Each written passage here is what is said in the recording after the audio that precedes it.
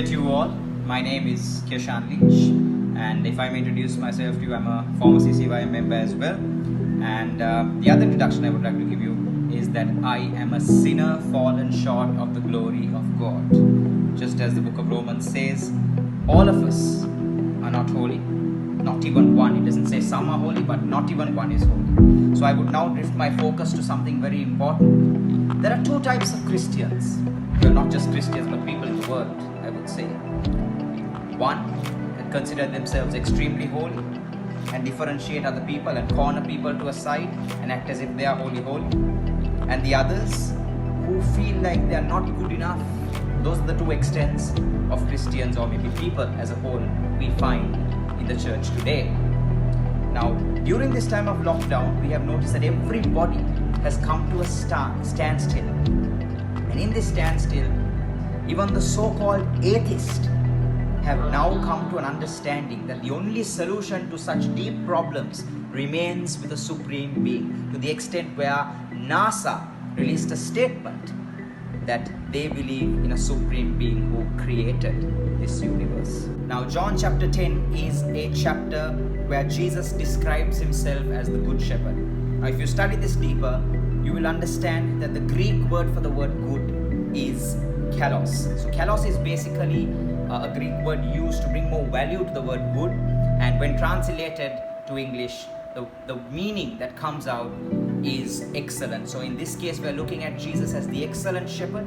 Jesus breaks this chapter down into two parts. One where he explains the role and responsibility of a good shepherd, and then the other part is a warning. Now that is the part that I will touch on in a few minutes, but before I get to that, I would like to explain something that the world is doing today to youths like you and me.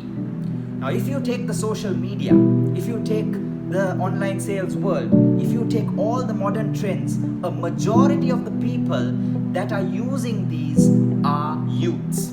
If technology is put out, the earliest to identify this technology will be the young people out there. Now, from Jeff Bezos to Mark Zuckerberg to all these people who basically look into all social media networks such as Facebook, WhatsApp, and also online selling sites like Amazon, all these people will actually be much more poorer if the youth were not tempted enough by their products and their services. So basically, the youth has become a target market to all good and bad things today. And without you guys, without guys like you and me, we will not be, these companies will not be able to run as they are running today. So you, my friends, are a target to all these people out there.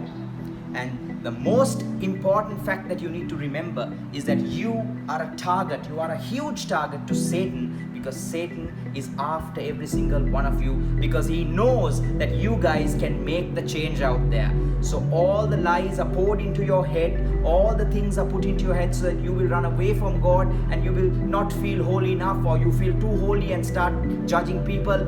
Either way, Satan targets your head, Satan starts tempting you, and he uses many other platforms to get into your head, because he knows that you have the energy to go out and propagate the gospel and make the difference. So please don't get caught. While I say that, I will now refer to the chapter and to the verse as to why Jesus is specifically explaining this to us very clearly. One thing I have noticed about Jesus is that he's a very straightforward man. He will say what is black and what is white. He will not go around the bush. So he comes straight to the point of how shepherding is done, and he explains the responsibilities of a shepherd. He makes us understand, and then it comes to a point where he tells us that there are thieves out there. Now the problem is that you and me are so sucked into the materialistic world that we are basically governed by materialism. Today, it's all about the next phone you buy. It's all about the next vehicle you buy. Even marriages and relationships are coming down to how much materialistic value the partner has. It is coming down to how much wealth and money and vehicles everyone has. And status is also decided based on materialism. So what has happened today? Instead of the church going into the world has come into the church. Entertainment, which we go out there, all the DJs playing music and bands playing loud music has all come into the church, and I'm not saying all this is wrong, but they have used it to a level where people now come to see the other things but not to hear the truth of Jesus. And now Jesus' teachings have been manipulated so much that everything that he says sometimes is delivered to you in a different way in specific churches. So Jesus is giving us a clear warning as to what exactly is going on, what went on before him, what is happening after him, what happened during his time. Hypocrites live throughout and are still living, guys. And that's the reality that you and I are struggling to pick. We are confused when we go into some places because good and bad both is happening. We are so confused. But the reality is in the Bible itself. The Bible is the truth. Why do I refer to the Bible? Because everything in the Bible is true. And many things that are in the Bible are happening in front of you and yours and mine eyes today. We are seeing things happening out there. We are facing pandemics. All these things are in the Bible. There's nothing. It's nothing new or special. These are things that we could have known if we had only read our Bible without leaving it inside our cupboards.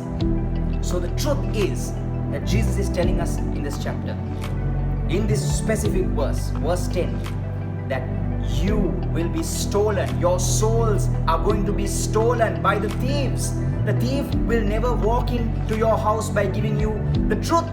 They will always tell you a lie to walk into your house, or they will come without informing you. They will try to enter from a door which you don't know of. They will never come straight forward and say, look, you know what? I want to rob your house.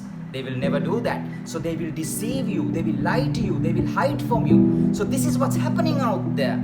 People are not understanding the pulse of what is going on. And these so-called pastors and sellers and false teachers and false prophets out there are trying to target the youth. They have separate youth programs. Why? Because they know that the energy is with the youth and the youth can make a difference, just as they are making it in the materialistic world as well.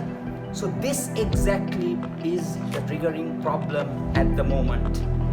Jesus is telling us, do not get caught to thieves, that he is the only way. So if you're hearing a different Jesus to the Bible, to what the Bible is telling you, then you're hearing a different Jesus, which basically means that they are lying to you. If they are promising houses and supernatural magic, or charging your mobile phones, or doing so-called unrealistic things which basically make us laugh. I just spotted something very recently at a major conference where they prayed for a washing machine in the house that was broken to be repaired automatically by the hands of God. They are taking God as an absolute joke. So these are the thieves that are here. And I'm not ashamed to say this. I know many people might not like me saying this if they are, one foot in this church and one foot in that church, but I have to talk the truth. This is the reality. No truth is there out there if it is not the truth in the Bible. So please understand that you have a beautiful theme for the CCYM this time around. It comes from the Greek word metanoia, 180-degree turn. So Jesus is calling you to turn from your sin, to turn from all these thieves. Very specifically in this passage is asking you all to turn 180 degrees from all the thieves that have stolen your soul, because your soul can go to heaven only through Jesus Christ our Lord.